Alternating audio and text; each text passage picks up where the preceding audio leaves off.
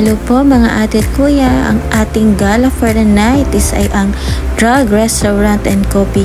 Tara, samahan niyo ko at silipin natin. So habang pumapasok po tayo sa kanilang main entrance, ayan makikita niyo po, napakaganda ng tiles. So bonggang bongga, diba?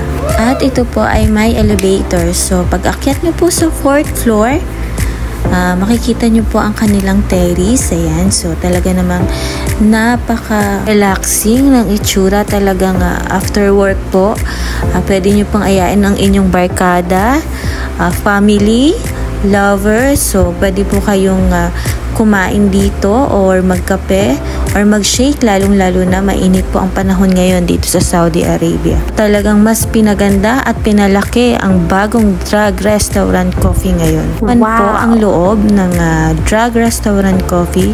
So, ang marerekomenda ko po sa inyong food dito is ang kanilang sisig. Napakasarap. Ayan. Yummy! Only for 20 riyal with water na and rice. Swak na swak po sa mga budget na naghahanap na mura na pero masarap at lasang Pinoy. Naka-accommodating po ng mga ate at kuya natin dito. So kung gusto nyong kumanta, meron po silang video okay rito.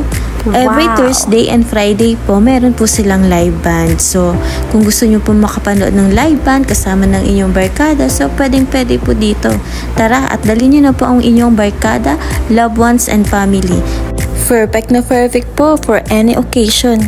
So ano pang hinihintay nyo mga ate at kuya? Tara na dito sa Drug Restaurant and Coffee.